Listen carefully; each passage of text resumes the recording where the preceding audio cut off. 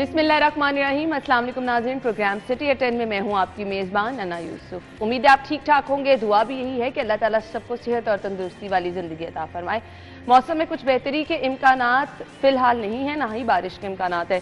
Usually हम weekend पे बताते हैं आपको कि मौसम कैसा रहेगा ताकि आपका सैटरडे संडे अच्छा गुजर सके। वैसे ही बच्चों को छुट्टियाँ चल रही हैं, सो आप अच्छा वीकेंड गुजार सकते हैं अगर आप घर में रहें। अभी तो गर्मी की शिद्दत भी है, हब्स भी है। मंगल से जो है बारिशों का स्पेल शुरू होने जा रहा है।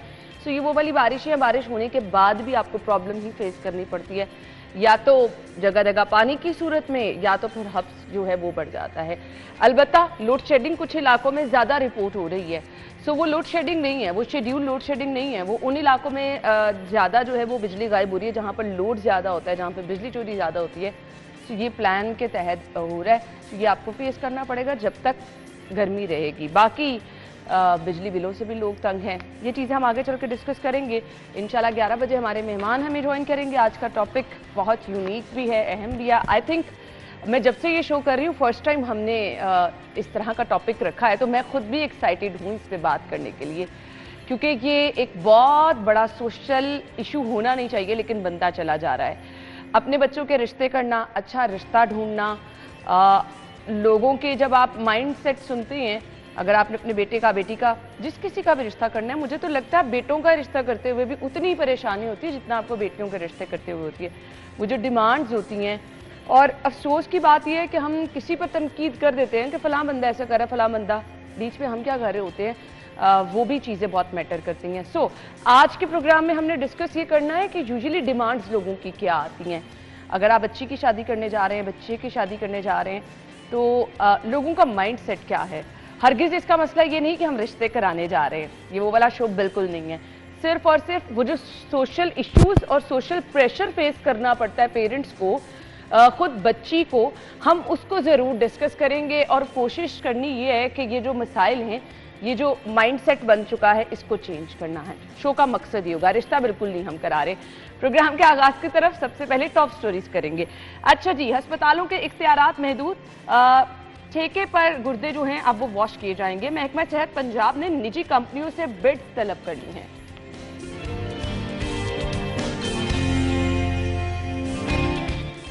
पेट्रन इन चीफ एप्टिमा गौहर एजाज जुल्म के खिलाफ फट पड़े, कहते हैं सारिफीन से बंद पावर प्लांट्स के चार्जेस लेना जुल्म है। गुलबर्ग में ट्राम चलाने के हुकूमती मंसूबे में पेशरफ्त क्या हुई, आज के शो में बताएंगे। ले जी, वजीर आला पंजाब के तारीख साज इकदामात भी जारी हैं।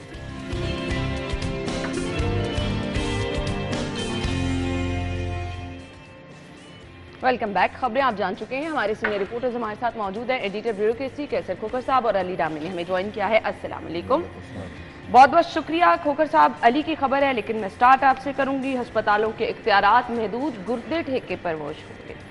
मुझे honestly speaking I don't know, Ali इस पे ज़्यादा रोशनी डालेंगे कि इससे फ़ायदा होगा, नुकसान होगा, पर मुझे अफसोस हो रहा है ये सिर्फ पढ़ के कि गुर्दे ठेके पर जो है वो वॉश होंगे। खोखर साहब जी बिल्कुल, इस हवाले से गवर्नमेंट ने ये प्लान तैयार किया है कि जो डायलिसिस सेंटर है अस्पतालों के, वो आउटसोर्स कर दिए जाएं।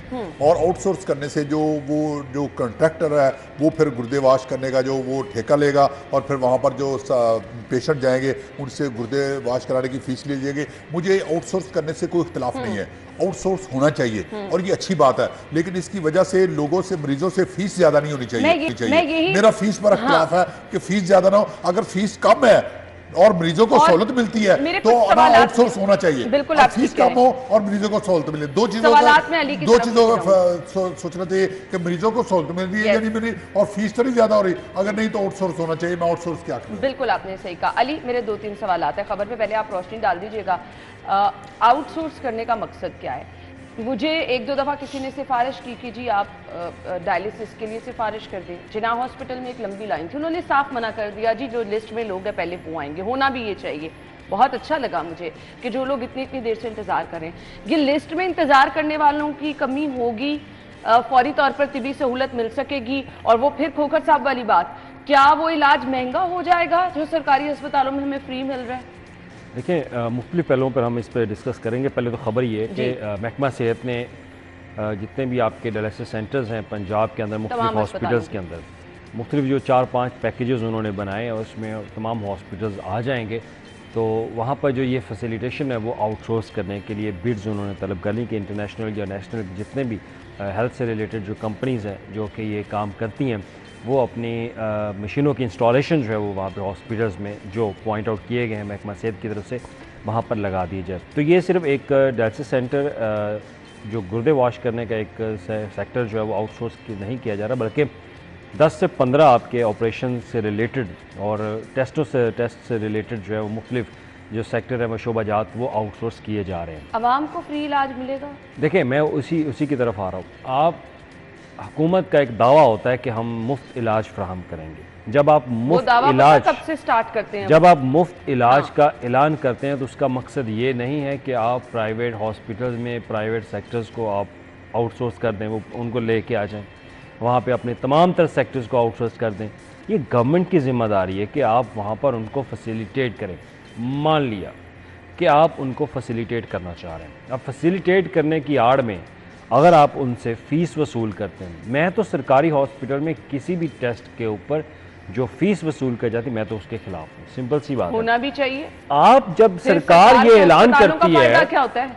सरकार ये ऐलान करती है बजट के अंदर कि हमने 500 अरब रुपए मुख्तस कर दिए सेहत के लिए। भाई वो 500 अरब फिर कहाँ जाते हैं जो अब आप मुख्तस कर जाते हैं? उसके बावजूद अगर खोकर साहब, अली रामे और अना यूसुफ अगर इलाज करवाने जाते हैं तो उनको टेस्ट के लिए जो है वो फीस पे करना पड़ती है। ये पैनाडोल टाइप सस्ती गोलियां आपको फ्री दे देते हैं। भाई क्यों फीस बाकी पे जो करने महंगे नुस्खे होते हैं वो बाहर दे देते हैं प्रिस्क्रिप्शन। फिर आप ये जो ऐलान करते हैं, ये दावा करते हैं कि अस्पतालों में मुफ्त इलाज की फराहमी के लिए इतना बजट एलोकेट कर दें। ये ऐलान आप निकाल दें, इसको ख़त्म कर दें। आप मुफ्त इलाज फराहम नहीं कर रहे, आप आवाम से पैसे वसूल कर रहे हैं। अगर आप पैसे वसूल करेंगे तो फिर आप मुफ्त इलाज तो नहीं कहेंगे। फिर 500 अरब रुपए की रकम आप जो रखते हैं, क्या वो सिर्फ डॉक्टर्स की तनख्वाहों की मद में रखी जाती है? डॉक्टर्स अलहदा रोना रोते रहते हैं, वो अलहदा उनके अलहदा प्रोटेस्ट होते हैं। मेडिसिन की मद में आप 60 से 70 अरब रुपए सालाना एक्सपेंडिचर उसके ऊपर कर रहे हैं, तो वो मेडिसिन कहाँ जाती है? वो मेडिसिन की मैंने आपको हकीकत बता दी है। बात है। तो जब आप इस तरह से सहूलियात फराहम करना चाह रहे हैं कि आउटसोर्स कर दिया जाए, आउटसोर्स करने के बाद फिर आप उन मरीजों से फीस वसूल करेंगे, अब क्या गारंटी है कि वहाँ पर लाइनें नहीं लगेंगी? अब जब जितनी मशीनें आप बता रहे हैं अपनी बिड्स में आपने तलब की हैं, उससे तो लग रहा है कि आपका ये मसला हल नहीं होगा। आपको अपना फैसिलिटेशन जो सेंटर्स हैं ख़ास तौर पर टेस्ट्स के हवाले से उनकी क्वांटिटी जो है वो बढ़ानी पड़ेगी आपको। आप क्वांटिटी नहीं बढ़ाएंगे तो आपके जो हॉस्पिटल्स हैं वहाँ पर रश जो है वो लगेगा। और एक सिस्टम, मैं हेल्थ डिपार्टमेंट का और PITB का मैं बहुत उनकी तारीफ़ करनी चाहिए कि जो इंटीग्रेटेड सिस्टम इन्होंने शुरू किया है, जो HRIMS सिस्टम इन्होंने शुरू किया, वो बहुत अच्छा सिस्टम है कि तमाम हॉस्पिटल का डाटा जो है वो ऑनलाइन कर दिया। अब इसी तरह आप अगर अपॉइंटमेंट के ऊपर ये डाटा आवाम के अंदर शेयर करना शुरू कर दें कि वो अपनी अपॉइंटमेंट जो है वो ऑनलाइन ले लें, तो इससे फैसिलिटेशन मिलेगी। बज़ाहिर के लोग जाकर हॉस्पिटल्स के अंदर धक्के खाते हैं कि हमें टाइम दे दें। तो उस टाइम ड्यूरेशन को कम करने के लिए आपको अपनी मशीनों की क्वांटिटी, आपको टेस्ट की सहूलियात जो है वो बढ़ानी पड़ेंगी। अगर आपने फ़ीस वसूल करने भी है तो वो फ़ीस इतनी वसूल करें कि एक आम आदमी वो फ़ीस पे करने के काबिल हो। इन मौजूदा हालात में आम आदमी के लिए सेहत, इलाज से इस तरह की सहूलियात जो हैं वो मैसर नहीं है। तो लिहाजा आपको उन चीज़ों को मद्देनज़र रखते हुए कि वो बंदा जो बिजली का बिल पे करके आ रहा है, जिसके पास एसेंशियल कमोडिटीज़ परचेज़ करने की पावर नहीं है, तो वो अपनी मेडिसिन, अपने हेल्थ से रिलेटेड जितने भी एक्सपेंडिचर है वो कैसे बर्दाश्त करेगा? आप बजट के अंदर जो 500 अरब रखते हैं उसके लिए उनको ये सहूलियात मैसर होनी चाहिए। सिंपल ये नहीं कि उसको वहाँ पे बेड मिल जाए, एक नर्स आ जाए, ठीक है, वो अगर गवर्नमेंट फ्राहम करी तो उसको टेस्ट की सहूलियात और उसको मुफ्त मेडिसन, ना कि मुफ्त मेडिसन उसको इस मद में दी जाए कि वो डॉक्टर उसको लिख दो कि भाई ये मेडिसिन हमारे पास नहीं है, आप बाहर किसी मेडिकल स्टोर में जाके ले लें।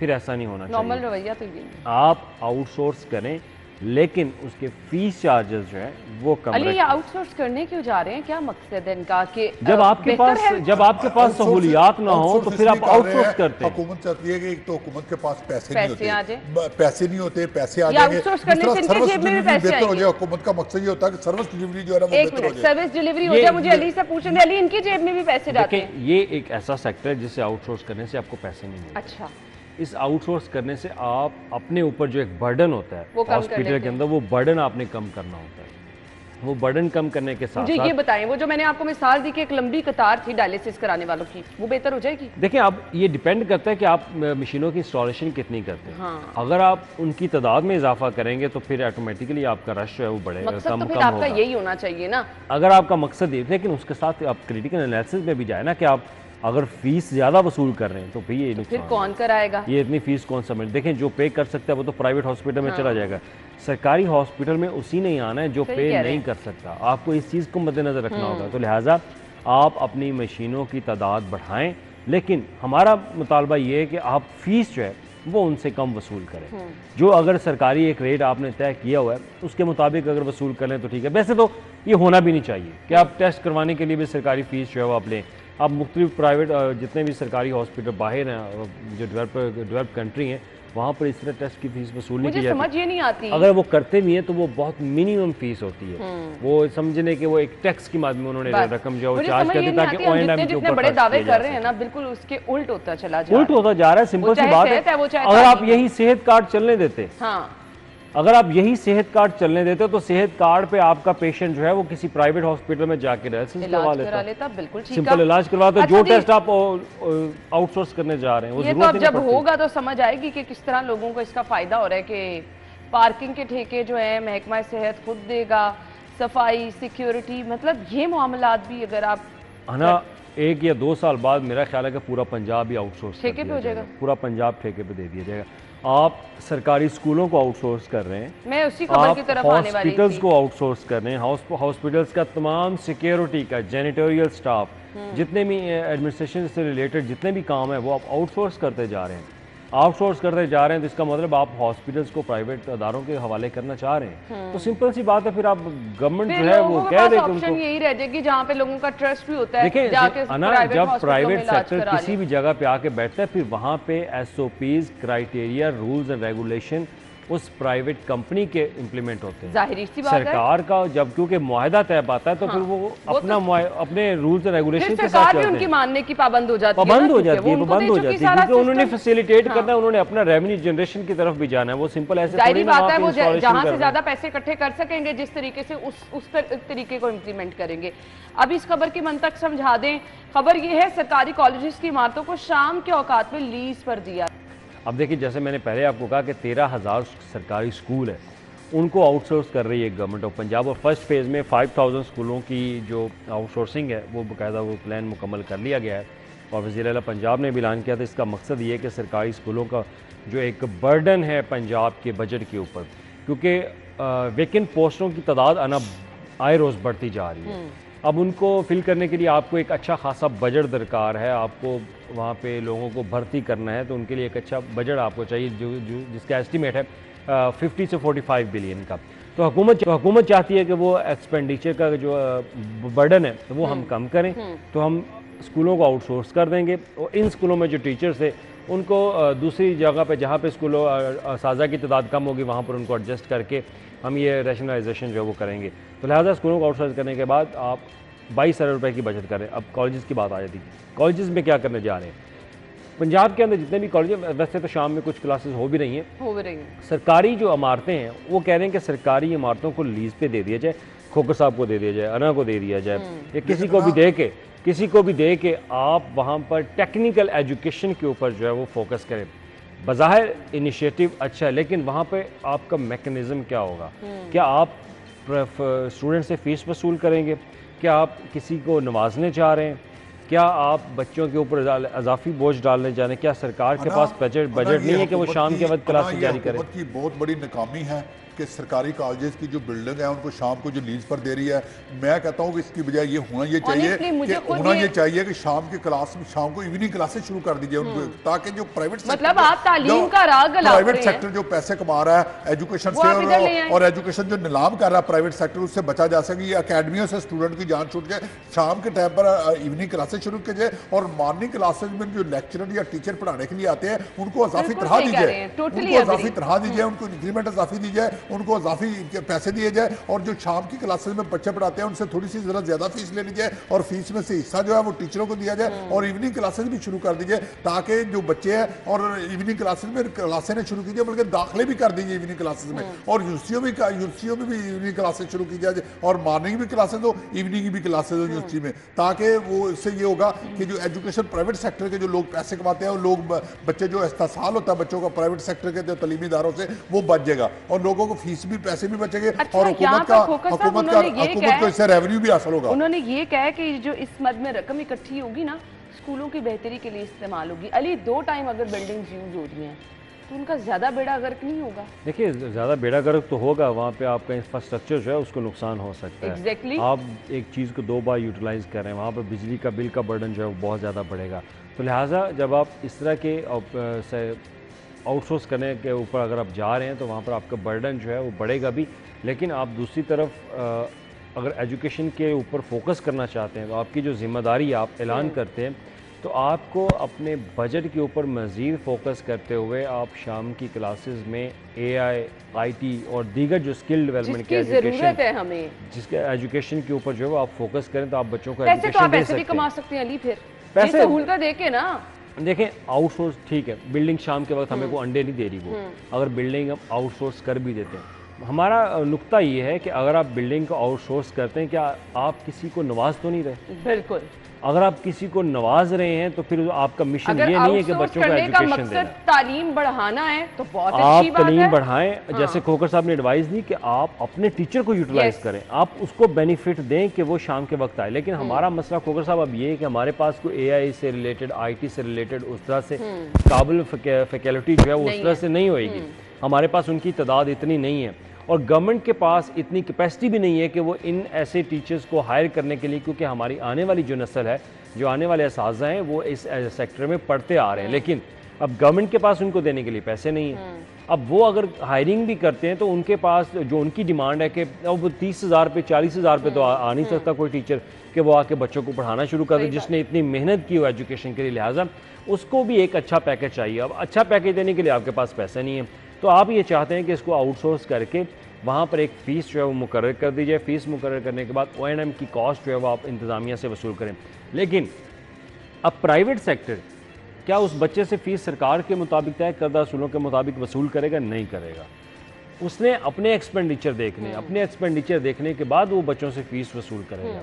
तो फीस वही दे सकेगा जो अफोर्ड कर सकेगा। तो आम जो गरीब का बच्चा है वो तो फीस वसूल नहीं करेगा, वो तो नहीं दे सकेगा। तो लिहाजा फिर गवर्नमेंट का जो दावा है कि हम अपनी जगह और हम एजुकेशन जो है वो फ्री देने जा रहे हैं, यानी सेहत पे भी वही मसाइल, तालीम सेहत पे भी वही मसाइल हैं, तालीम पे भी वही मसाइल हैं, आपके इंफ्रास्ट्रक्चर डेवलपमेंट सेक्टर के ऊपर भी बुनियादी तौर पर अवाम इनकी जो एजुकेशन है, एजुकेशन से गवर्नमेंट को पैसे कमाने वाला अदारा नहीं बनाना चाहिए, ना तजारत बनानी चाहिए, बल्कि एजुकेशन को पैसे देने चाहिए, देने चाहिए। अगर इवनिंग क्लासेस कॉलेज में या यूनिवर्सिटीज़ में शुरू हो जाती है, उसके लिए हुकूमत को हायर करने पड़ते हैं टीचर कॉलेजेस के या यूनिवर्सिटी के, तो उसमें कोई ऐसी बात नहीं, एजुकेशन पर पैसे लगने चाहिए। और अगर एजुकेशन लेवल हमारा अच्छा होगा, देखिए इंडिया में 145 अरब डॉलर सालाना सिर्फ IT के शोबे से इंडिया कमाता है, IT के शोबे से।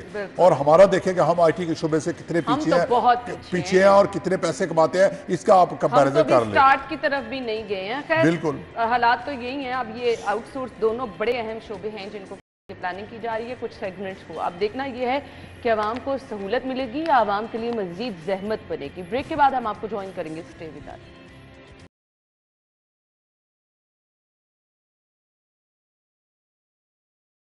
Welcome back once again. खबर क्या है? पेट्रोल इन चीफ इफ्तिमा गोहर एजाज जुल्म के खिलाफ फट पड़े हैं। सारिफीन से बंद पावर प्लांट्स के चार्जेस लेना जुल्म है। बेशक ये बहुत बड़ा जुल्म है और परसों से हम देख रहे हैं गोहर एजाज साहब खासे एक्टिव नजर आ रहे हैं। जी बिल्कुल, ये इस हवाले से गोहर एजाज साहब ने ये आवाज़ उठाई है और मैं समझता हूँ कि हर पाकिस्तानी की ये आवाज़ है। और अभी जैसे आप ये प्रोग्राम कर रहे हैं, अभी थोड़ी देर बाद TV पर खबर चल जाएगी कि टैरिफ मजीद बढ़ गया, बिजली के रेट मजीद बढ़ा दिए गए और हर हफ्ते जो है ना बिजली के रेट बढ़ रहे हैं। हर हफ्ते हम प्रोग्राम कर रहे हैं और सोशल मीडिया ने सोशल मीडिया पर दुम मची हुई है वापडा के खिलाफ, लेस्को के खिलाफ और हुकूमत के खिलाफ बिजली के बिल, लेकिन अभी तक हुकूमत ने कुछ भी नहीं किया और कोई बिजली के नरख नहीं बढ़ाएंगे। अब इंडस्ट्री भी रो पड़ी है कि देखिए इंडस्ट्री की जो बिजली इतनी महंगी होगी तो इंडस्ट्री फिर वो प्रोडक्शन कास्ट बढ़ जाएगी, धमकियां भी और देना प्रोडक्शन शुरू कर कास्ट दी हैं। बढ़ जाएगी तो कीमतें बढ़ जाएंगी, कीमतें बढ़ेगी तो आवाम का एक तरफ महंगाई की नई लहर आ जाएगी और हुकूमत कुछ भी नहीं कर रही। और IPPs के हाथों, मैं समझता हूँ कि जो IPPs के साथ जो एग्रीमेंट हुआ है वो नए सिरे से रिव्यू करने की जरूरत है। हमें इस वक्त वर्ल्ड बैंक के साथ बैठना चाहिए कि आपने को जो आपने सोवरिन जो गारंटी दी थी उस पर बात करने की जरूरत है, उनके साथ डायलॉग करने की जरूरत है। और जो बंद पावर प्लांट है या जो आप बिजली पैदा नहीं कर रहे या जितनी बिजली पैदा कर रहे हैं या जितनी यूनिट बिजली देते हैं सिर्फ उतनी उनको पैसे दिए जाए, उनको इजाफी कैपेसिटी चार्जेस के या बंद जो यूनिट है उनके पैसे ना दिए जाए, वो जो उनकी इजारादारी है बंद की जाए। अभी मैं रात को एक जगह सोशल मीडिया पर देख रहा था कि हबको पावर प्लांट जो है वो $1292 मिलियन का लगा, और उसी कंपनी ने जब सऊदी अरब में लगाया तो वो $380 मिलियन का सऊदी अरब में पावर प्लांट लगाया उतनी रकम से। तो हमारा वो हबको पावर प्लांट इतना महंगा लगा और उसके पैसे जो है वो हुकूमत पंजाब, हुकूमत पाकिस्तान दे रही है। लेकिन ये जो IPPs की बदमाशी है ये आवाम के बजाय इसके कि आवाम में इनकलाब आ जाए, आवाम सड़कों पर आ जाए और यहाँ कोई एक खूनी इनकलाब की तरफ जा रहे हैं, तो इससे बेहतर है कि हुकूमत फौरी तौर पर एक्शन ले और IPPs से मुज़ाकरत करे, वर्ल्ड बैंक या डोनर एजेंसियों से बात करे और इस वाले से जो टैरिफ है वो उनसे IPPs से मिलकर काम कराया जाए ताकि फिर उसके जो असरात है वो अवाम तक पहुँचाए जा सके। ये बहुत ज़रूरी है और वक्त की ज़रूरत है। और अगर हुकूमत ने ना किया तो अगले वोट बैंक में जब हुकूमत को कोई वोट देने के लिए नहीं जाएगा, हुकूमत से इतनी लोग नफरत करते हैं। अब कल ही देखे ये शादरा में मुजाहरा हुआ, PTA ने मुजाहरा किया बिजली के बिलों के हवाले से। जमात इस्लामी जो है वो इस्लामाबाद तक धरना देने चली गई है और दूसरी सियासी जमातें जो है बिजली के बिलों पर मुजाहरे कर रही हैं, अवाम मुजाहरे कर रहे हैं। लेकिन ये क्या हो रहा है, कोई पूछने वाला नहीं है, कोई लॉलेसनेस की इंतहा है। और मरियम नवाज कहा गई जो महंगाई के खिलाफ जो ना लॉन्ग मार्च करती थी, वो लॉन्ग मार्च किया था उन्होंने महंगाई के खिलाफ कि मैं लॉन्ग मार्च करूंगी महंगाई के खिलाफ, और लॉन्ग मार्च किया था। लेकिन वो लॉन्ग मार्च भी देखे कहा गया महंगाई उसी तरह बिल्कुल बढ़ गई है। अली, बिजली की यूनिट जो कीमत है वो 24 रुपये या 60 रुपये वसूल किए जा रहे हैं, ये तो फिर जुल्म है। अब देखें ना, नीचे उन्होंने गौहर इजाज साहब ने कहा जब प्रेस कॉन्फ्रेंस की थी तो उन्होंने, मेरा ख्याल कल नहीं, ये तो गुज़श्ता 10 दिन से वो सोशल मीडिया के ऊपर वो अपनी ट्वीट्स कर रहे थे, एक्स के ऊपर वो बता रहे थे लोगों के साथ कि ये आप ज़्यादती कर रही है हुकूमत जो है। अब देखिए सिंपल उन्होंने कहा कि सार्फिन से बंद पावर प्लांट्स के चार्जेस वसूल किए जा रहे हैं। अब इससे आप अंदाज़ा लगा लें, क्योंकि IPP के साथ जो आप इंटरनेशनल लेवल के ऊपर आपने जो मुआहदे किए उन मुआहदों पर पूरा उतरने के लिए आपको उनकी रकम देनी पड़ेगी। अगर आप रकम नहीं दे देंगे वो आपके पास वो इंटरनेशनल मार्केट के ऊपर आपके पास जो है वो आपके खिलाफ गवर्नमेंट ऑफ पाकिस्तान के खिलाफ वो केस कर देंगे। अगर वो केस करेंगे तो फिर आपको दुगने पैसे पे करने पड़ेंगे। तो लिहाजा उनका मुतालबा बिल्कुल ठीक है कि आप बंद पावर प्लांट्स के चार्जेस जो वसूल कर रहे हैं, तो इसके साथ ही डोमेस्टिक के साथ साथ जो कमर्शियल के ऊपर आप बिजली का बर्डन, बिजली के बिलों का बर्डन जो है बढ़ा रहे हैं। सिंपल सी बात है ना, इंडस्ट्री नहीं लगेगी तो आपकी प्रोडक्शन कैसे बढ़ेगी, कैसे होगी? बिल्कुल सही। अगर आपकी प्रोडक्शन और अगर नहीं होगी तो आप एक्सपोर्ट कैसे काम करेगी तो आप एक्सपोर्ट कैसे करें? इंडस्ट्रियलिस्ट का ये मुतालबा बिल्कुल ठीक है। देखिए पूरी दुनिया में जो सनतकार होते हैं इनको सहूलियात दी जाती हैं सरकार की तरफ से, इनको बहुत ज़्यादा कुछ सेक्टर्स में इनके लिए टैक्स में भी कुछ नरमी रखी जाती है। उसकी वजह ये है कि अगर ये इंडस्ट्री काम नहीं करेगी, आपकी प्रोडक्शन नहीं बढ़ेगी, आपके लोगों को जॉब्स नहीं मिलेंगी, तो आपके रेवेन्यू जनरेशन और आपकी इनकम और आपके जो ज़खायर हैं वो नहीं बढ़ सकते। तो लिहाजा आपने इस शोबे को तरक्की देने के लिए इनको सहूलियात देना उनके लिए, हुकूमत के लिए बहुत ज़रूरी है।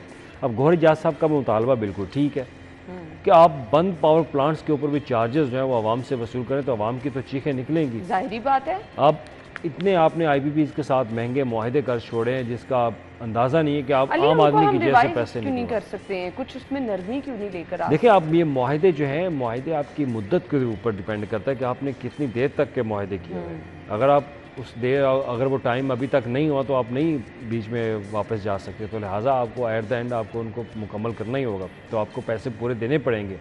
अगर आप पैसे पे नहीं करेंगे वो आपको इंटरनेशनल मार्केट में आपको गंदा कर देंगे आपको, और वो केस करेंगे आपके गवर्नमेंट के खिलाफ, तो लिहाजा आपको ही पेमेंट करनी पड़ेगी। आवाम परेशान है, इंडस्ट्रियलिस्ट भी उतना ही भाई पकड़ा जाए इनको। IPPs के साथ मुआहदे किसने किए थे? सिंपल सी बात है, किस हुकूमत ने मुआहदे किए थे उनको आप रगड़े भाई। अब आपके पास बिजली पूरी होगी तो आप बिजली अब उनके साथ मुआहदा अच्छा, हमारे पास बिजली की कमी भी नहीं है अली। बिजली अब तो बिजली पूरी जानबूझ के लोड शेडिंग की जा रही है, अब तो लाइन लॉसेस खत्म करने के लिए ब्रेक का कहा जा रहा है। ब्रेक के बाद आते हैं जी हम अगली खबर की तरफ। एक बार फिर से खुश आमदीद कहेंगे। LDA का पहली ट्रॉम बनाने के लिए फिजिबिलिटी पर काम शुरू। गुलबर्ग में ट्रॉम चलाने के लिए हुकूमती मंसूबे पर पेशरफ्त हुई है। ये जो ट्राम चलती है इसका फ़ायदा क्या होगा? यूजुअली मेरे ख्याल से वो जो शहबाज शरीफ साहब के दौर में प्लान था वो नहर के साथ चलाने का था। अली प्लान वही था, अगर आप रूट चेंज कर देंगे तो इससे आप जो रूट आपने ये बनाया है ये मेरा ख्याल है नुकसानदेह होगा इनके लिए। ये रूट वो वाला रूट नहीं है कि जहाँ पे आप ट्राम चला सकें। आप केनाल रोड का इस्तेमाल करते ज़्यादा बेहतर शहबाज है। शरीफ साहब के दौर में और यही था। अगर आप गुलबर्ग के अंदर आप चला रहे हैं तो ये मेरा ख्याल है कि ज़्यादती करेंगे। अगर आप ट्राम चलाएंगे तो इससे आपको रोड की एक्सटेंशन मज़ीद करनी पड़ेगी। रोड की एक्सटेंशन करेंगी तो जो वहाँ पर कमर्शियल इमारतें हैं उनको नुकसान सही कहा होगा। आपने। वो अपनी जगह से उनको पीछे ज़रा हटाने के लिए उनकी वो डिमोलिशन जो है वो करनी पड़ेगी। तो एक आप उनको मंसूबा नुकसान जिसमें दे रहे हैं। 27 अरब लागत आ रही है, इतना अब बड़ा 27 मंसूबा। अरब की लागत के साथ अगर आप ट्राम चला लें, आपको ट्राम की अना- जरूरत नहीं है। आप अना- पब्लिक अना- ट्रांसपोर्ट बेहतर Yes. करें अपनी। अना ट्राम चलाने की दूर की बात वो है, आप इलेक्ट्रिक पहले बसें नहीं हैं। स्पीडो बसें तो चला लें, वो मैं वही तो इलेक्ट्रॉनिक कह रही बसें तो हूँ। चला लें, मेट्रो इलेक्ट्रिक तो आप बसें चला नहीं लें और ट्रेन तो आप चला लें। वो तो आपसे चल ही नहीं। और लोगों को अभी तक पब्लिक ट्रांसपोर्ट नहीं मिली। मैं आपके अपने दफ्तर के बाहर निकल जाता हूँ, मुझे कहाँ पब्लिक ट्रांसपोर्ट मिलेगी? मुझे क्या मिलेगा? चांदगाड़ी रिक्शा मिलेगा और चांदगाड़ी रिक्शा वाला पैसे लेगा और उसने ओवरलोडिंग की होगी, पोल्यूशन भी पैदा कर रहा होगा। अब पीको रोड पर चले जाए तो पब्लिक ट्रांसपोर्ट पीको रोड पर नहीं है। मॉडर्न टाउन में चले जाए तो पब्लिक ट्रांसपोर्ट नहीं है। फिरोजपुर रोड पर जाए तो कहाँ पब्लिक ट्रांसपोर्ट मिलती है? कभी कभी आती मुस्लिम है। लीग नून का मसला यही है और कि ये पब्लिक सिर्फ ट्रांसपोर्ट पहले चलाएं नमाइशी और मंसूबा स्पीडो के बसों ऊपर को तवज्जो चलाएं, देते हैं। इलेक्ट्रॉनिक बसों को चलाएं, मेट्रो बस को चलाएं और ऑरेंज ट्रेन को कामयाब करें। उसके बाद ट्राम की तरफ से के और ट्राम में क्या होगा?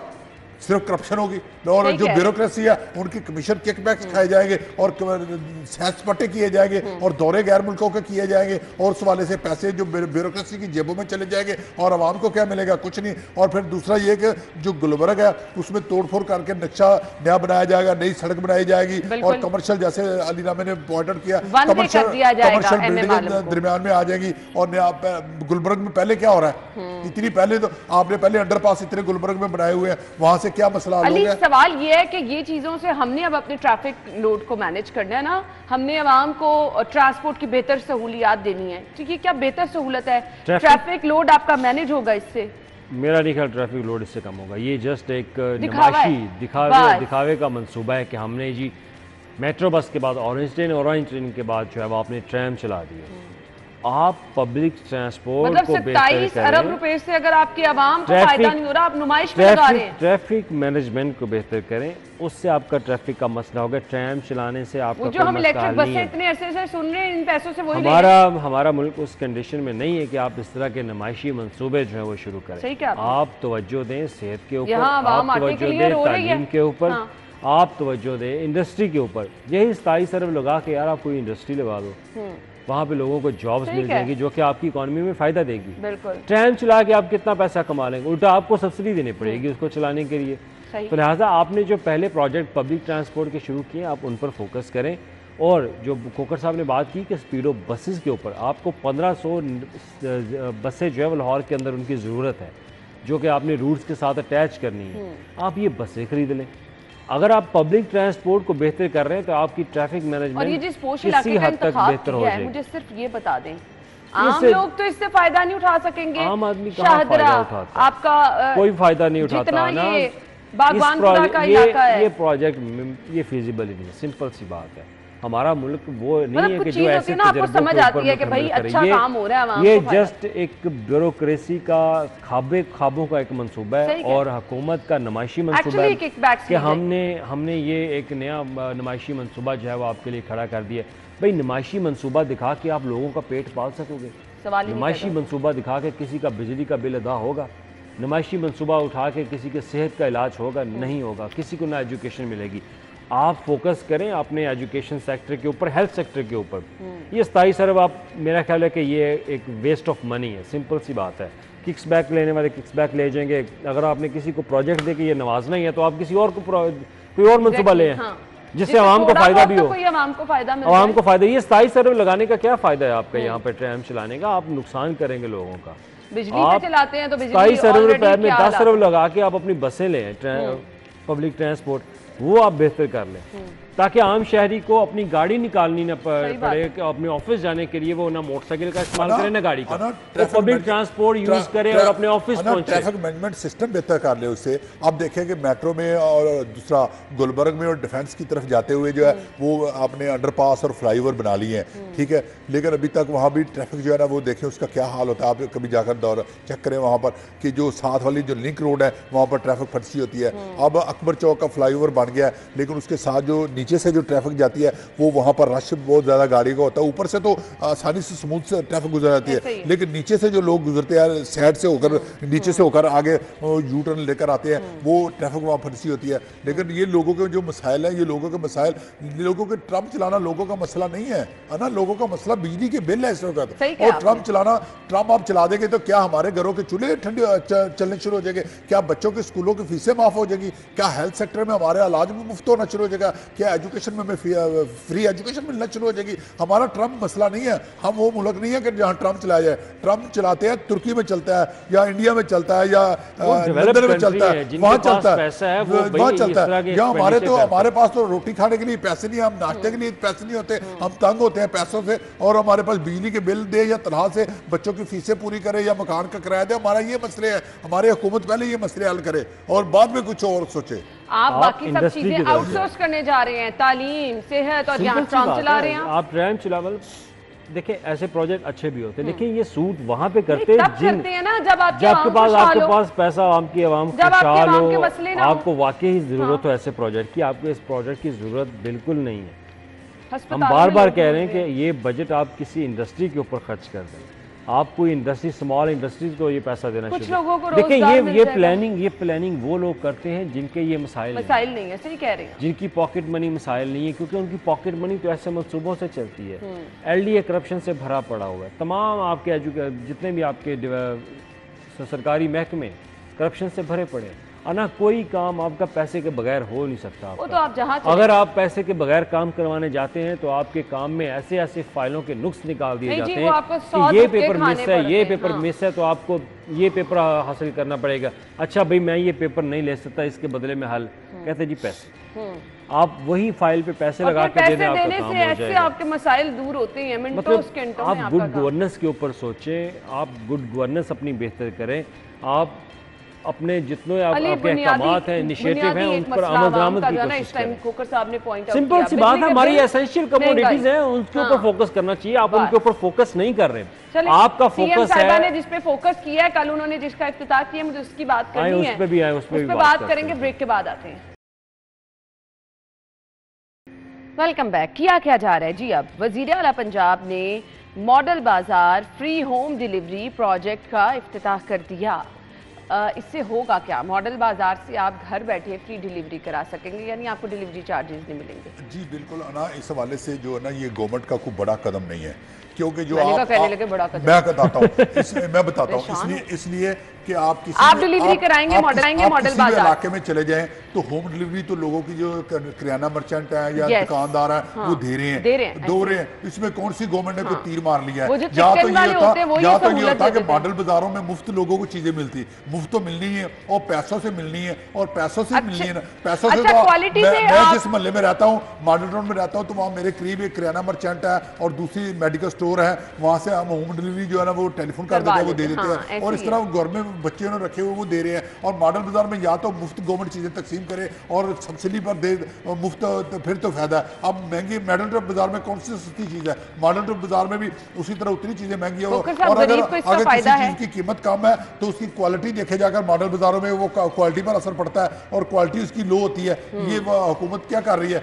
मैं फिर आपको बताता हूँ कि ये वज़ीर आला पंजाब ने क्या इफ्ताह करके तीर मार दिया। इसका बजाय वज़ीर आला पंजाब जाकर ये इफ्ताह करती कि मैं बिजली के बिलों पर ये रिलीफ दे रही हूँ, ये इफ्ताह जाकर करती है। और फिर हम खुश भी होते, हम वज़ीर आला के हक में मुजाहरे भी करते। लेकिन ये क्या कि सर्विस डिलीवरी फ्री कर दिया जी और उस पर तीर मार लिया, अखबारों में इश्तिहार दे दिए, इतने देखे, मीडिया में कैंपेन चला दी। और इस वजह से ये गवर्नमेंट का कोई कदम नहीं है। मैं इसको अप्रिशिएट नहीं करता। मैं कहता हूँ ये कोई अच्छा कदम नहीं है। अच्छा कदम यह है कि लोगों को जनरल रिलीफ दिया जाए और लोगों को रिलीफ देने के लिए दूसरे इकदाम किए यानी जाए। आप इसको सिर्फ शो शाह और वो तशहीरी एक वो बिल्कुल कह बिल्कुल, सकते हैं सिर्फ एग्जाम। इसलिए कि हुकूमत की बल्ले बल्ले करने के लिए, और जो मशीरान है वज़ीर आला के पंजाब के, जो फोकस साहब उन्होंने बड़ा काम किया इस प्रोजेक्ट पर, ना कि आप उन्होंने दिन रात मेहनत करके उन्होंने सिर्फ फ्री बल्ले डिलीवरी। बल्ले कराने के लिए वज़ीर आला को तारीफ कर देते हैं। सवाल अली से मुझे करने दे। अली मुझे ये बता दें, आम बंदे को इसका फायदा मिलेगा? देखिए, एक मजदूर को जो मॉडल बाजार में सस्ती सब्जी खरीदने जाता है,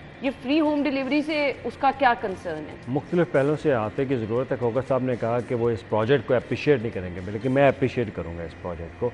देखिए, सर्विस डिलीवरी के ऊपर अगर आप काम करते हैं तो ये एक अच्छा इकदाम है। अब देखें, गरीब को फायदा होगा। देखिए, सिंपल सी सर्विस बात, डिलीवरी उस किसके गरीब लिए को थी? कितना आप मंगवाएंगे? उस गरीब को कितना फ़ायदा होगा जिसको इस प्रोजेक्ट के तहत नौकरी मिलेगी? पर जाने दे अली, एक इतने देखिए, सेगमेंट मैं की बात आपको ना कह करें। रहा हूं कि मैं मुख्तलिफ पहलुओं 10 से इसका लोगों की अहाता बात ना करूंगा। करें अली। मैं मुख्तलिफ पहलुओं से इस वो नौकरी प्रोजेक्ट भी का सिफारिश से अहाता मिलेगी। करूंगा। मैं मुख्तलिफ वो भी पहलुओं से हकदार को नहीं इस मिलेगी, इस प्रोजेक्ट चीज का से अहाता agree है करूंगा। आप। आपने दस्तक प्रोग्राम है, दस्तक प्रोग्राम में कितने लोगों को जॉब मिली? अली मेरी बात अगर आप सुनिए। इस प्रोग्राम पे आते आपको कितने लोगों को जॉब मिली? इस मैं चीज से आपको आप कह रहा हूं agree कि करें, सिफारिश पे जॉब मैं मिलेगी। मुख्तलिफ पहलुओं से आ रहा हूं इस प्रोजेक्ट के ऊपर। पहले आप अच्छी बात जो है वो भी तो आप नहीं, सुन अच्छी लेना। है। अगर आप इस प्रोजेक्ट का आगाज़ कर रहे हैं, सर्विस डिलीवरी कर रहे हैं, पूरी दुनिया में सर्विस डिलीवरी के ऊपर एक्सपेंडिचर करते हैं, सरकार करती है, ऐसा होता है, बिल्कुल होता है। लेकिन दूसरी तरफ जिन लोगों को ये सहूलियात चाहिए कि वो मॉडल बाज़ार से, जो इस मॉडल बाज़ार के अतराफ़ में लोग रहने वाले हैं, उनको इस चीज़ का फ़ायदा होगा। अगर मैं और आप मॉडल बाज़ार के अतराफ़ नहीं रहते, हमारे वो रेडियस में नहीं है, तो हमें कोई फ़ायदा नहीं है अली इस मैं तो प्रोजेक्ट कभी भी का। नहीं मंगवाऊंगी। जिनका देखें, अगर मेरे गवर्नमेंट अपने ने, concern है ना, मुझे पता है कि अगर जब सस्ती तक सब्जी हम मिल रही है, वो सही नहीं होगी। किसी चीज़ का एक्सपीरियंस नहीं करेंगे, तजर्बा नहीं लेंगे कि हमने गवर्नमेंट ने अगर ये फैसिलिटेशन चले शुरू की करके तो देख हमें लेंगे। कोई चले करके देख लेंगे। हम उसके आउटकम्स नहीं तय कर सकते कि उसके आउटकम्स क्या होंगे। हमें उस प्रोजेक्ट को इस्तेमाल करना होगा। हम इस्तेमाल करके देखें कि अगर मॉडल बाजार से आपको कम रेट पे एक अच्छी चीज आपको मिल रही है तो उसका फायदा आप डेफिनेटली मान गए अली आपको कम रेट पे अच्छी मैंने चीज वही मिलेगी? कहा है कि मुझे तो आपकी सोच में हैरानगी हो रही मैं है। वही तो कह रहा हूँ यार, आपसे कि हमें seriously? अहाता करने की जरूरत है। हम किसी चीज का तजर्बा आपने तो मॉडल लेने ना बाजार पहले। की विजिट नहीं की मैंने है? मॉडल बाजार के विजिट किए हुए हैं। मैंने देखा अगर होगा आप कि ये वहाँ बात पे कह रहे हो तो मुझे अफसोस अगर हो रहा है। वहाँ पे अच्छी चीज मिल रही है तो वहाँ पे फिर दूसरी कीमत ज्यादा दो है। नंबर चीजें भी मिल रही हैं। अच्छी वहाँ चीज पे की आपको कीमत ज्यादा है। बेहतरीन मेयार की चीजें भी नहीं मिल रही। मैं ये कह रहा हूँ, अगर गवर्नमेंट ने ये इनिशिएटिव लिया है, अगर आप इस बदले में मुझे अगर फ़ायदा हो रहा है, अगर मुझे कम कीमत पे मेरे घर पे चीज़ आ रही है, अगर वो चीज़ भी बेहतर है तो वेल एंड गुड, नहीं। हमें अप्रिशिएट करना होगा। मुझे आपसे अगर ये अगर वो चीज़ पूछना ठीक है, नहीं है, अगर वो चीज़ मुझे ठीक नहीं मिल रही, सिर्फ वो लोग फायदा अगर मुझे उठा वो सकेंगे चीज़ ठीक जिनके नहीं, पास फिर तो हमें एंड्रॉइड फोन नुक्ता, होगा। फिर हम नुक्ता ये चीनी गरीब करने का का प्रोजेक्ट नहीं है अली। फिर अली ये हमें गरीब का प्रोजेक्ट नुक्ता नहीं है। चीनी करने की मेरा ख्याल है कि फिर हम हक रखते चले, हैं। नुक्ताचीनी अब बात नहीं कर रहे करते। थे कि आम आदमी की, मैंने पहले भी एक कहा मिनट कि है मेरे पास। आम आदमी की ज़रूरियात ये नहीं है कि उसको घर तक सब्जी मिल जाए, ठीक है? मतलब क्या? उसकी ज़रूरियात ये कि वो घर से निकले, उसके घर के साथ वाला जो सब्जी फरोश है वो वहाँ पे जाए, उसको सस्ती सब्जी जो है वो मिल जाए। प्रोजेक्ट तो वो ना कि- अप्रिशिएट ना किया कि- जाता है ना ना कि- जिससे एक देखिए, बड़े मैं लेवल वही के कह लोगों रहा को हूँ कि फायदा हो। जो इस ये रेडियस सही में, से आपको इसका फायदा है, जो इस सवाल ही नहीं पैदा होता। रेडियस में होगा उसको फायदा होगा, मुझे और आपको फायदा नहीं है। आप रहती हैं मगजा कॉलोनी में, सब्जाजार में, मैं मेरे रहता हूं घर के तो पास भी मुझे कोई होगा फायदा तो नहीं मैं है। जब मंगवाऊंगी नहीं। जो इसके अतराफ रहते हैं उसको फायदा। तो मुख्तलिफ पहलुओं से देखें, जब आप इसको इस्तेमाल करेंगे, जो इस्तेमाल करेगा वो इसका अली मैं आउटकम सिर्फ बताएगा। आपको ये कहूंगी कि मेरे नजदीक अच्छा प्रोजेक्ट अप्रिशिएट करने वाला प्रोजेक्ट वो है जिससे आम आदमी को फायदा हो, बड़ी तादाद में लोगों को फायदा हो। इससे नहीं होने वाला, हमने फायदा नहीं लिया, ऐसा मसला इससे ही नहीं होने वाला, इसलिए मुझे ये हमने अच्छा भी फायदा नहीं नहीं लग लिया। रहा। बहुत बहुत शुक्रिया आप लोगों का। नाज़रीन, हम हेडलाइंस के बाद आएंगे।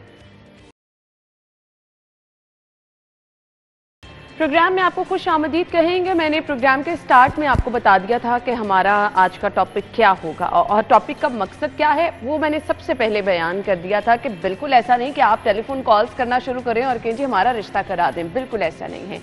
हमने वो सोशल इशू डिस्कस करने हैं जो कि अमूमी तौर पर लोगों को फेस करने पड़ रहे हैं। वो लोग, वो पेरेंट्स जो कि अपनी बेटी का रिश्ता देख रहे हैं, ना सिर्फ बेटी का, आई थिंक आजकल बेटे का रिश्ता देखते हुए भी आपको बहुत सारी परेशानियां फेस करनी पड़ती हैं।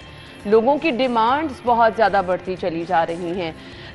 यूजुअली ऐसा होता था जब डिमांड्स का जिक्र किया जाता था तो जहेज़ की बात होती थी। अब जहेज़ से हटकर लोगों की डिमांड्स है कि बच्ची बहुत खूबसूरत होनी चाहिए, बच्ची की एज कम होनी चाहिए, बच्ची पढ़ी लिखी भी होनी चाहिए। डॉक्टर है तो क्या ही बात है, लेकिन उस डॉक्टर की एज भी 22-25 साल से ज़्यादा नहीं होनी चाहिए। कोई खुदा का खौफ खा ले अगर किसी की बच्ची सरकारी नौकरी कर रही है, अगर किसी की बच्ची डॉक्टर है, अगर किसी की बच्ची इंजीनियर है, अगर किसी की बच्ची फील्ड में काम कर रही है, तो वो पढ़ लिख कर फील्ड तक जाते जाते 22-24 साल की हो जाए, सवाल कैसे पैदा होता है।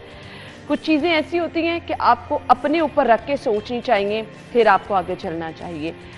आज के प्रोग्राम में हमने वो इश्यूज डिस्कस करने हैं जो कि हमें फेस करने पड़े हैं। कहीं ना कहीं आपके घर भी वो इशू होंगे, कहीं ना कहीं मेरे घर भी होंगे, कहीं ना कहीं यहाँ पे बैठे हुए तमाम लोगों को इश्यूज फेस करना पड़े हैं। वो लोग जो कि अपनी बेटी और बेटे का रिश्ता तलाश कर रहे हैं, उनको किन मुश्किलात का सामना है, डिमांड्स लोग क्या क्या आगे रखते हैं, एक्चुअली लोगों के मसाइल क्या क्या हैं, क्यों आजकल रिश्ते होते हैं टूट जाते हैं, कामयाब शादियां नहीं चल रही हैं, उसके पीछे रीज़न क्या होती है। जो लोग ये बंधन बांधते हैं ना, वो दोनों फैमिलीज से जाके मिलते हैं, मेरे ख्याल से उनके झूठ सच दोनों पता हो रहे होते हैं। सो मैच मेकर्स का इसमें बहुत बड़ा रोल होता है। तो आज एक मैच मेकर ही हमारे शो का हिस्सा बनी है जी। रुबीना खाबर साहिबा को हम अपने शो में वेलकम करेंगे। अस्सलाम वालेकुम जी। वालेकुम अस्सलाम जी, क्या हाल है आपका? मैं बिल्कुल ठीक ठाक। थैंक यू सो मच, आपके वक्त का बहुत बहुत शुक्रिया। Thank you, it's my pleasure. Thank you. First of all मैं आपसे ये जानना चाहूंगी, मुश्किल क्यों लगता है आजकल लोगों को रिश्ते करना, क्यों इतना चैलेंज बन गया है? ये बात है कि लोगों की डिमांड्स बहुत हैं और सबसे पहले तो मैं आपको ये बात कहूँगी कि प्लीज़, यहाँ माएँ बहुत अच्छी हैं मगर माएँ ना थोड़ा बिजी भी बहुत हैं आजकल माएँ, तो प्लीज़ थोड़ा सा टाइम निकाले अपने बेटे की और बेटी के लिए। प्लीज़ बेटी को ना यानी बस 23, 24, 25 तक एज तक इनकी शादी तय करने प्लीज़। इनको आगे ना, इनको मतलब एज इनकी एक्सीड ना होने दें। और लड़के की 35। अच्छा, क्यों आप ये कह रही हैं? जिसकी बच्ची पढ़ लिख रही है, इतनी लायक है, माँ बाप का तो ख्वाब होता है हमारी बच्ची कुछ बन जाए, और अगर बच्ची कुछ बन जाती है तो अपने पैरों पे खड़ी हो जाती है, आगे जाके अपने हस्बैंड पे डिपेंड नहीं करती, बहुत फ़ायदा नहीं हो जाता? नहीं, ये तो ठीक है मगर आप ये देखें ना कि अगर लड़की जितना ज़्यादा पढ़ जाती है फिर उसकी एक्सपेक्टेशंस भी वैसी हो जाती हैं। आपको पता है लड़के जो हैं फिर भी इतना ज़्यादा आजकल नहीं पढ़ते, लड़कियां बहुत पढ़ लेती हैं लड़कियां, तो फिर वो ये होता है कि उनको रिश्ते नहीं मिलते। वो माँ बाप भी कहते हैं, लड़की भी खुद कहती है कि भाई मैंने CSS किया है, मेरा जो मियाँ है वो मेरे से भी थोड़ा सा ऊँचा हो, ये एटलीस्ट मेरे बराबर हो। तो अगर ना मिले, अगर वो अच्छा भी कमाता हो, शरीफ भी हो, सब कुछ हो, फिर भी वो कहती है, वो खुद भी इनकार कर देती है, कहती है नहीं अम्मी ये भी नहीं, ये भी नहीं, तो इससे फिर इसकी उम्र निकलती है। बिल्कुल आपने सही कहा, ये उम्र वाले फैक्टर पे मैंने बात करनी है, लेकिन यहाँ पे मैं अनाउंसमेंट ये करना चाहूंगी कि आप लोग हमारे बने टेलीफोन लाइन ओपन कर दी गई है। आपने यहाँ पे रिश्ता बिल्कुल नहीं पूछना, आपने इशू बताना है कि नॉर्मली क्योंकि हमने वो सोशल इश्यूज डिस्कस करने हैं ना जो लोगों को फेस करने पड़ रहे हैं। आप अगर अपने बच्ची का रिश्ता देख रहे हैं तो डिमांड्स और इश्यूज के हवाले से कौन सी चीजें आपको फेस करना पड़ी, जरूर हमें कॉल करके बताइएगा। ये एज वाला फैक्टर जो आप कह रही हैं, अगर किसी ने अपनी बेटी का रिश्ता करना है या कोई आपके साथ चले, लड़के की अम्मा जा रही है, तो उनकी डिमांड्स क्या होती हैं कि लड़की कैसी होनी चाहिए? बस ये लड़के की अम्मा, अच्छा लड़का भी अगर आता है मेरे ऑफिस में मेरे बैठा होता है, वो बेचारा कुछ भी नहीं कहता, इतना मासूम होता है।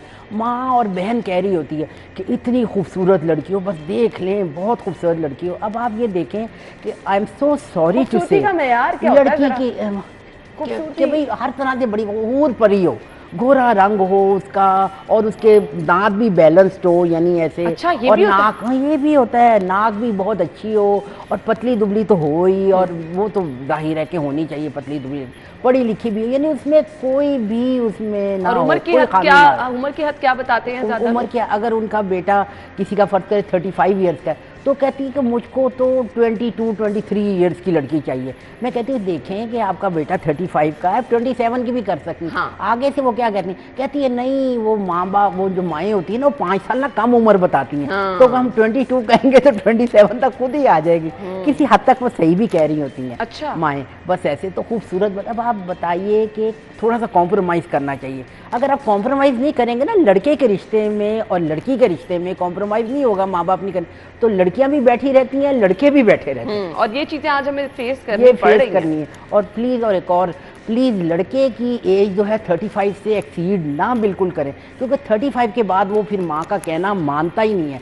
उसकी इतनी, उसका लड़का जो है उसकी मतलब उसकी इतनी हाई उसकी नॉर्म्स हो जाती हैं लड़के की कि वो माँ लड़की अव्वल तो पहले तो मानता ही नहीं, कहता अभी तो मैंने करना ही नहीं है, डिसहार्ट हो जाता है, हो सकता है। मगर अगर वो मान भी जाता है माँ की और बहन की, तो फिर इतनी लड़कियां दिखाओ उसको पता नहीं आती, ये भी नहीं, ये भी नहीं, ये भी नहीं, ये भी नहीं। वो कहता कोई आसमान से हूर परी हो, अगर मैंने 40 साल की उम्र में भी तो करना है। ये यानी अगर 40 साल की उम्र में भी शादी कर रहे लड़का हैं लड़का 40 साल की उम्र का हो तो उसको तो एक है, हमारे भी एक जानने वाले हैं, तो वो लड़का 41 का हो गया। इतनी लड़कियां उसको दिखाई, उसको लड़की पसंद नहीं आती कि नहीं ये भी नहीं, ये भी नहीं, ये भी क्या नहीं। लड़कियों का भी ये मसला होता है कि लड़कियां खुद आती हैं और उनको लड़का पसंद नहीं आता? बिल्कुल लड़कियां, अच्छा लड़कियां वो होती हैं कि जो ना जैसे 30 की हो गई होती हैं, वो थोड़ी सी नखरे करती, वो माँ का भी ना नहीं सुनती। एक तो ये है कि वो स्टैब्लिश बहुत अच्छी, वेल स्टैब्लिश्ड हो जाती हैं, उनकी जॉब्स बहुत अच्छी हो जाती। फिर आपको पता है पिछले 10 साल से ना, आई एम सॉरी टू से, हमारे मुल्क में ऐसी चीज़ है, मैं आपको क्या बताऊं, कि ये चीज़ है कि ना लड़कियां, अगर लड़की जो है वो होगी मास्टर्स होगी और लड़का उसी की उम्र का MBA होगा, तो जब वो जाएंगे ना अपनी इंटरव्यू के लिए, जॉब इंटरव्यू के लिए, तो लड़की पहले सिलेक्ट हो जाएगी, लड़का नहीं सिलेक्ट होगा। मेरे बेटे के साथ भी इस तरह हुआ था। फिर Imran Khawar MSc finance accounting है, फिर वो कतर में है माशाल्लाह, उसकी बड़ी अच्छी जॉब है उसकी। तो वो ना ऐसी अगर लड़कियों को सिलेक्ट कर लेते, वो बेचारे को कहते तुम अगली ये दफा चीजें फेस करनी पड़ती ये है लड़कियों का। फिर लड़कियों के ना दिमाग जो है ना बड़े ऊंचे हो जाते हैं, जाहिर है वो कहती हैं कि ना नहीं भाई हमें हमसे भी ज़्यादा चाहिए, ऐसे ये भी वजह होती है। फिर लड़कियां खुद कहती हैं नहीं ये लड़का भी नहीं, ये हमें भी ज़ेबू नहीं। निसा साहिबा ने ज्वाइन किया। जी ज़ेबू निसा साहिबा, क्या कहना चाह रही हैं आप? हेलो जी जी कहिए, क्या कहना चाह रही हैं? मैं यही कहना चाहती हूँ कि पेरेंट्स को जो है ना बच्ची और बच्चे का किरदार देखना चाहिए, ना कि उनके वालिदैन की जेब। ठीक है जी, थैंक यही यू। तो ठीक है जी, थैंक यू यही सो मच, अलमिया है थैंक कि यू सो हम मच। स्टेटस चांसेस ज्यादा हो गए हैं और दीन की प्रेफरेंस को बिल्कुल भूल गए। ठीक है दीन में तो यही है ना, सरवर अंबिया हज़रत मोहम्मद सल्लल्लाहु अलैहि वसल्लम ने यही फरमाया कि सबसे बेहतरीन निकाह वो है जिससे सबसे कम अखराजात। बेशक बेशक, बहुत शुक्रिया आपने अपने ख्यालात का इजहार किया।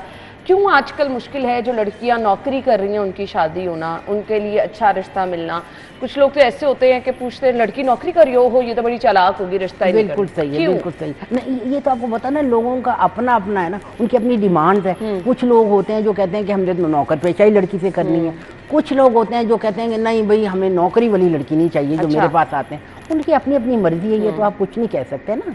अच्छा, फिर उसके बाद मैं आपको छोटी सी बात बताती हूँ। यानी मुझे 12 साल हो गए इस फील्ड में। मैं अबू धाबी लंदन से आई हूँ, फिर माशाल्लाह किसी इंस्टीट्यूट के साथ भी मैं थी एज अ टीचर ट्रेनर। तो वहाँ से जो हमारी ऑर्गेनाइजेशन है जिसके अंदर 9 औरतें हैं जो कि डॉक्टर एंड इंजीनियर हैं, एक्सक्लूडिंग मी। अल्हम्दुलिल्लाह I am very much educated, अल्हम्दुलिल्लाह, from London, from Abu Dhabi. तो अब मैं इस फील्ड में आई हूँ 12 साल से। तो मेरे साथ मेरे पास एक लड़की आई, हमारे जानने वालों की थी। 85% मेरे जानने वाले ही रिश्ते होते हैं। ठीक है। तो हमारे तो आई बच्ची, बड़ी प्यारी थी। तो उसकी माँ भी आई, तो कहने लगी, वो जॉब करती थी, तो कहने लगी कि ना आंटी बहुत अच्छा मुझे देखे रिश्ता चाहिए। उसकी माँ भी कहने लगी जैसे ये कहती है। मैंने कहा ठीक है, वैसे ही लड़का बड़ा कमाता हो। अच्छा, 12 साल पहले ना मेरे पास जो लड़के थे ना, यकीन कीजिए उनकी तनख्वाहें थी, बहुत पढ़े लिखे थे, 30,000 35,000 बस इस तरह की तनख्वाहें थी ना ये। और लड़की मेरे पास थी 60-60 हज़ार तनख्वाह वाली। अच्छा। क्योंकि यहाँ हमारे मुल्क में ना लड़कियों को ज़्यादा प्रेफरेंस देने लग गए हैं, अल्लाह जाने क्यों। अच्छा, तो वो ना मैंने उस लड़की के लिए बड़ा ढूंढा। अच्छा, ढूंढ के ना तो मैंने ना एक लड़का था, बड़ा खूबसूरत था, वो बाहर से आया हुआ था, यहाँ जॉब कर रहा था। उस वक्त उसकी तनख्वाह थी 50,000। तो मैंने फ़ौरन फ़ोन किया। मैंने उसकी माँ को कहा कि भाई मुझे ना बच्ची के लिए बड़ा अच्छा रिश्ता मिल गया, लड़का बड़ा कम, मेरे पास तो मेजॉरिटी 30 और 35,000 के बीच में थी। तो मैंने कहा कि 50,000 मांगा। कहती अच्छा, कहती सना आ गया, वो लड़की आ गई, उससे बात करो। मैंने उस बच्ची से बात की। मैंने कहा बेटा ये देखो बड़ा अच्छा रिश्ता, अच्छा। कहती है आंटी मैं तो खुद 1.25 लाख रुपए कमा रही हूँ, मैं क्या समझती हूँ 50,000 वाले को। Just imagine what she said. फिर मैंने फ़ौरन अपने ऑफिस में फ़ोन किया, जो हमारा ऑर्गेनाइजेशन है, डॉक्टर साहब को। मैंने कहा डॉक्टर साहब मुझे तो ये जवाब मिला। उन्होंने कहा कि अब आप जब भी कोई लड़की आए, आप उसे सीक्रेटली पूछ लिया करें कि आपकी क्या इनकम है, ताकि हम मैच करने में आसानी हो। ठीक है। ये बात है। सो ये इश्यूज भी फेस करने पड़े। कास्ट का लोगों को बड़ा होता है कि हमने अपनी जात बिरादरी से बाहर नहीं करना। ये बहुत कम है। अच्छा। ये बहुत कम है। अब लोगों को बड़ी समझ आ गई, बहुत कम है जो कि इस तरह करते हैं ये कि भाई अब जैसे कश्मीरी कहेंगे हमने कश्मीरियों में करना, मगर नहीं, अब नहीं। अभी भी क्या लोग जहेज की डिमांड करते हैं? नहीं, देखिए मेरे पास, मैं फिर बात करूंगी, मैं कहती हूँ ना 85% मेरे जानने वाले लोग हैं। और फिर ये है कि मेरे पास मैं ऐसे लोगों को रजिस्टर ही नहीं करती। कि जो लोग मतलब ये थोड़े से जरा लालची कुछ लोग तो लिस्ट लेकर आ जाते हैं ना कि नहीं, हमें मेरे ये पास चीजें आई चाहिए। स्वेयर मेरे पास कभी अच्छा। कोई नहीं आया। मेरे पास जो रिश्ते आते हैं वो माँ बाप जो हैं वो बस कहते हैं नेक शरीफ लड़की चाहिए, अच्छी लड़की चाहिए, नेक लोग चाहिए। हाँ और क्या कहते हैं, बड़े अच्छे एरिया की कहते हैं, ये कहते हैं कि पॉश एरिया का चाहिए। ये क्यों लोगों की मेंटालिटी है कि लड़की तो नेक शरीफ किसी नेक शरीफ हो बस। शादरा में भी हो सकती है, नेक शरीफ नहीं, लड़की, नहीं, वो पढ़ी लिखवाते लिखी हैं, लड़की ये भी वो हो सकती लिखवाते है, हैं। खूबसूरत लड़की भी हो सकती है। खूबसूरत जरूरी तो नहीं कि बिल्कुल क्यों नहीं खूबसूरत और होती। नेक शरीफ पोश इलाके में ही रहती हो। होती है बस बाद लोग कॉम्प्रोमाइज कर देते हैं। मुझे बाद सिर्फ लोग ये नहीं बता दें, compromise करते। आपने किसी की बेटी लेके जानी है, उनके घर से आपका क्या लेना देना? बस वो कहते हैं नहीं हम उनकी गलियां बड़ी तंग है, हमारा बेटा वहाँ पर गाड़ी नहीं खड़ी कर सकेगा। अच्छा। ये वो इस तरह की भी बातें करती हैं, तो वो बस फिर आपको पता है उनके मर्जी के मुताबिक चलना पड़ता है। मगर मेरे पास जो आते हैं ना माँ बाप, वो लिखने को भी तैयार है कि हमें जहेज नहीं चाहिए, कुछ नहीं हमें चाहिए। मेरे पास ऐसे हैं और मैं ऐसे ही लोगों का रिश्ता कराती हूँ। माशाल्लाह जितने भी कराए हैं सब अपने घर इतना खुश हैं, इतना खुश है। एक बहुत अच्छी औरत थी, वो भी मेरी जानने वाली थी। आप यकीन करें उनका बेटा जो था वो था ये इंजीनियर था और उसकी पहले शादी हुई हुई थी, मगर तलाक हो गई थी, बच्ची भी छोटी सी थी, वो भी माँ के पास चले गई हुई थी।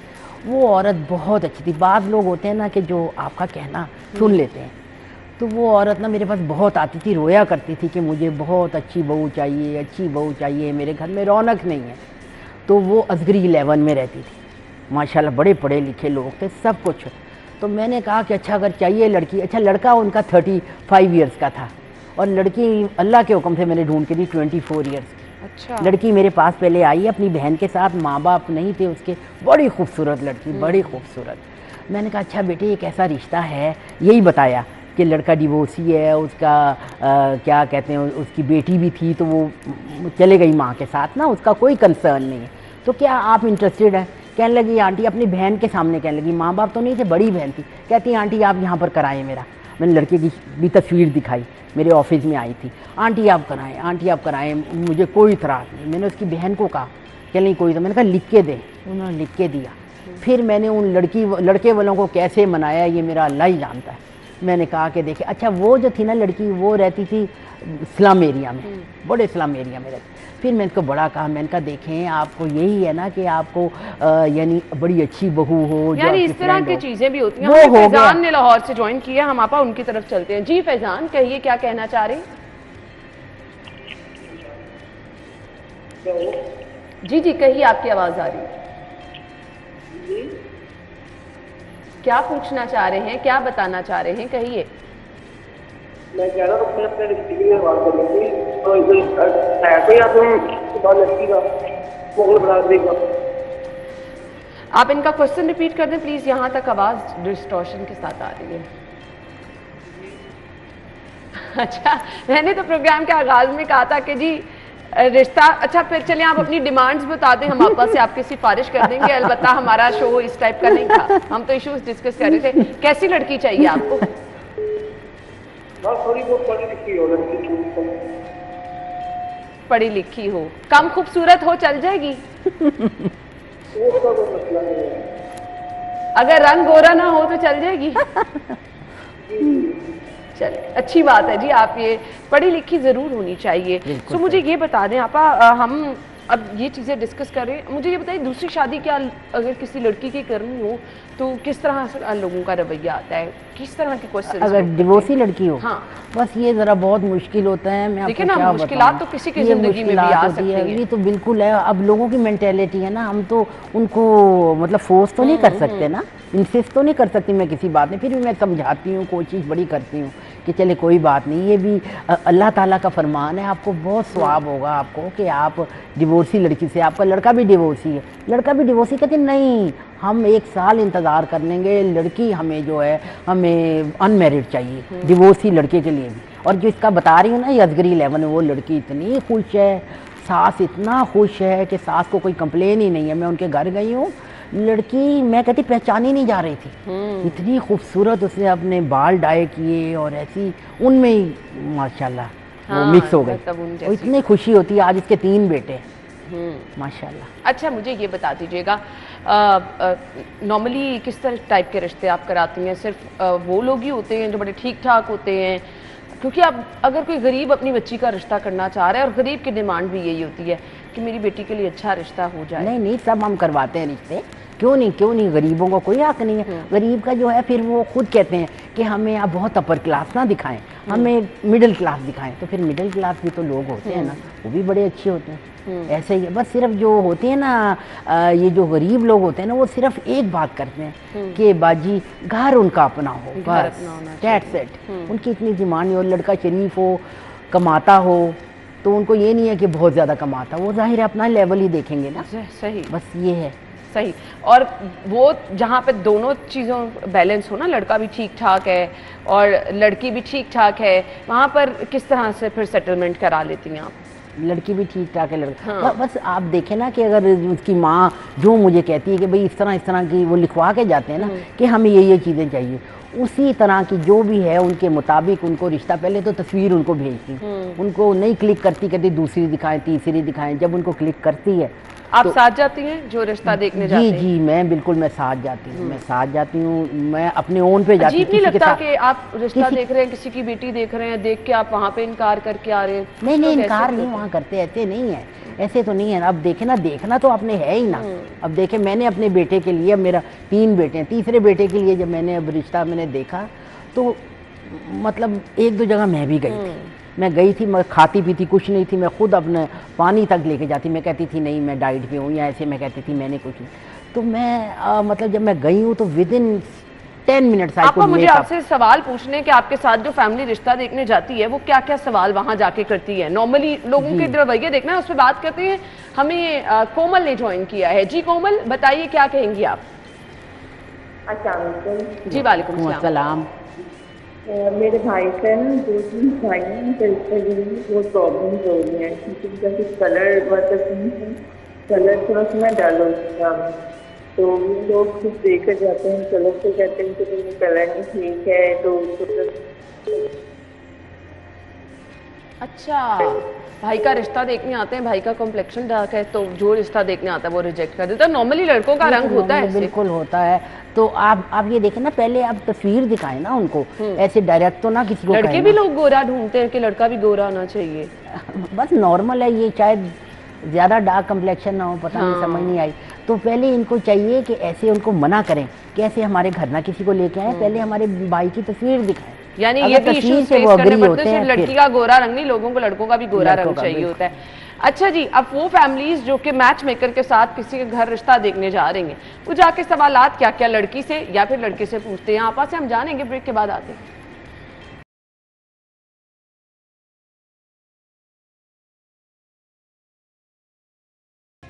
ब्रेक के बाद एक बार फिर से आपको खुश आमदीद कहेंगे, गुफ्तगू का सिलसिला आगे बढ़ाएंगे।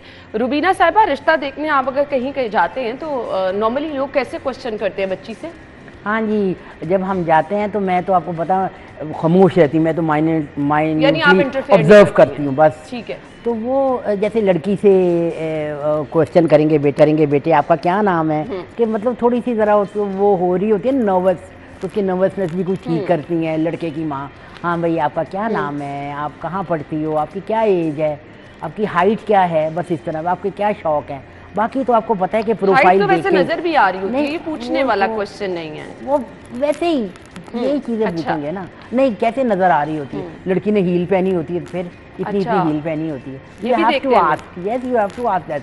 ये तो बहुत ज़रूरी है हाइट, क्योंकि अगर आपका बेटा हाइटेड है तो आप फर्ज करें 5'11" आपका बेटा है, तो आप 5'2" तो नहीं ना लेंगी, आप कहेंगी 5'5" हो, 5'6" हो, लोगों की डिमांड ऐसी, ठीक है ना।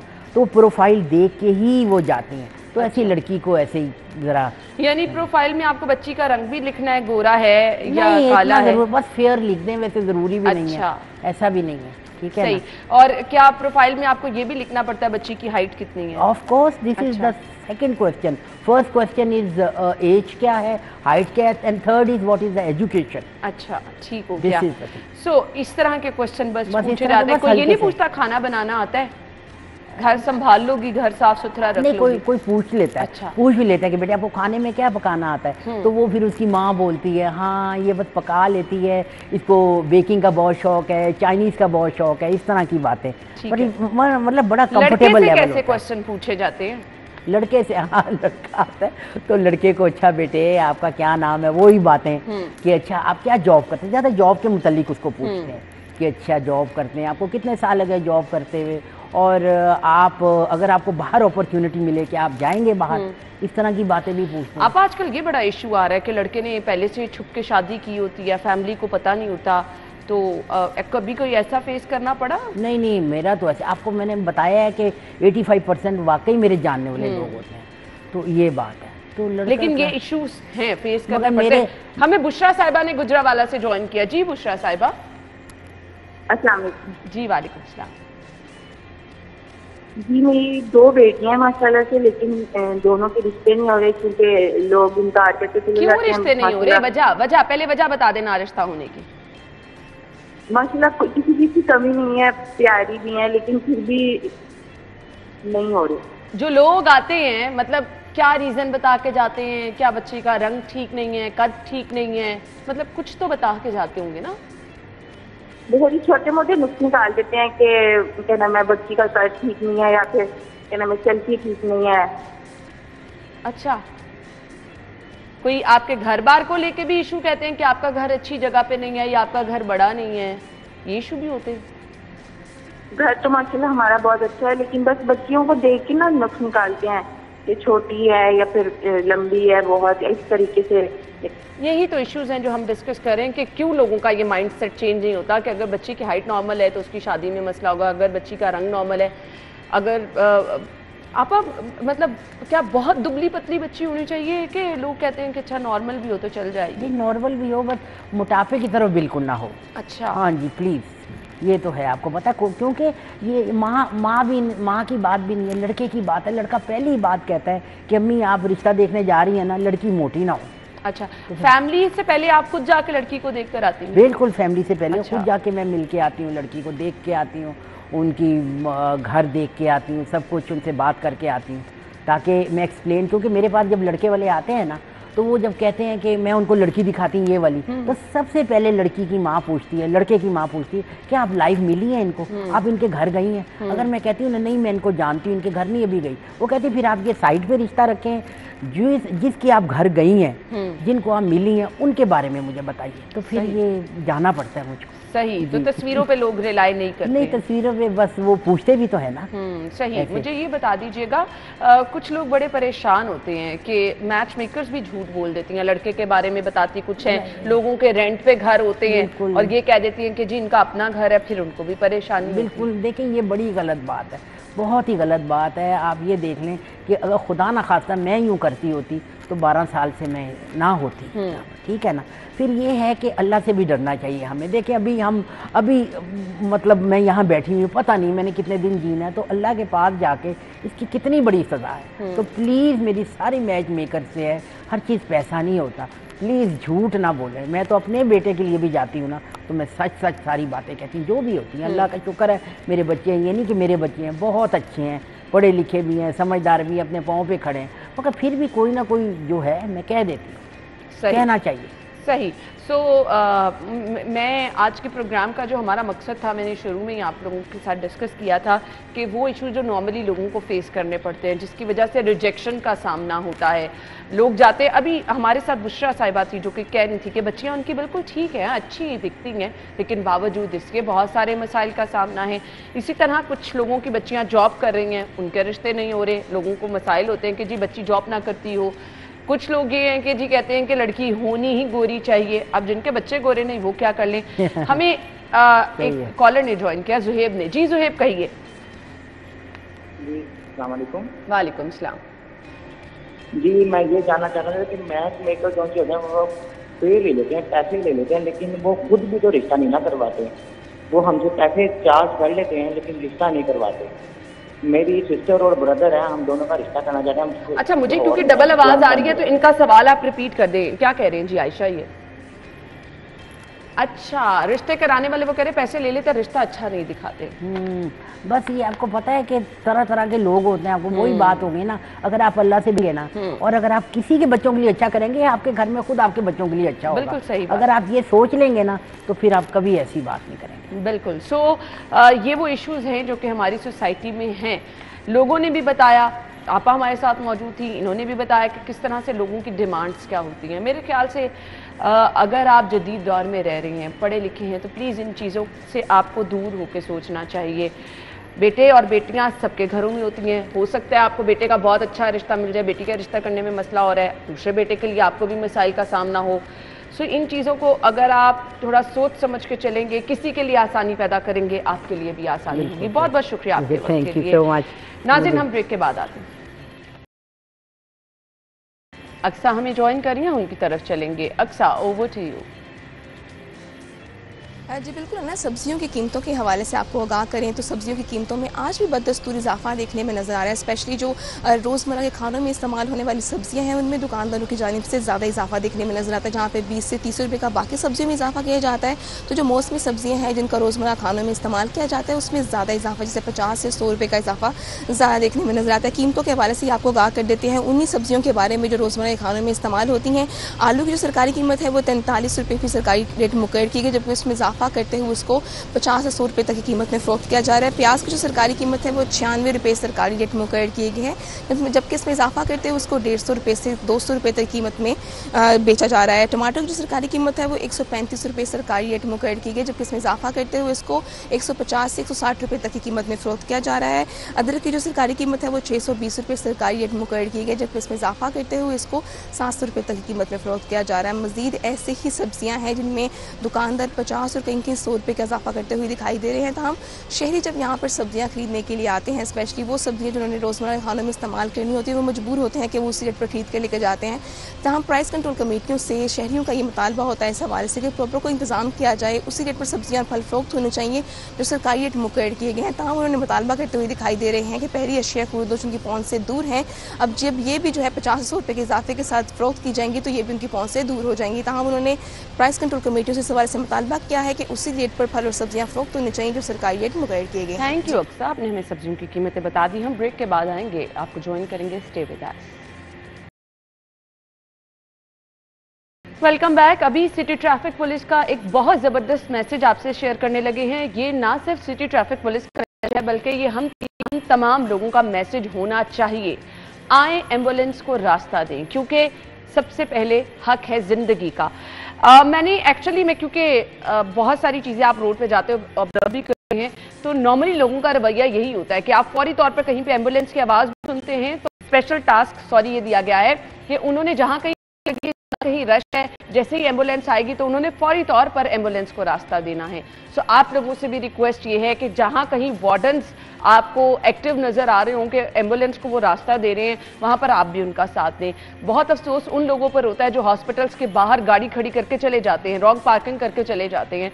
सो इसमें सिटी ट्रैफिक पुलिस और वार्डन्स जो हैं वो तो मेहनत कर ही रहे हैं। आप लोगों को भी अपना जो है वो थोड़ा सा इस चीज़ को समझना है और अपना हक अदा करना है।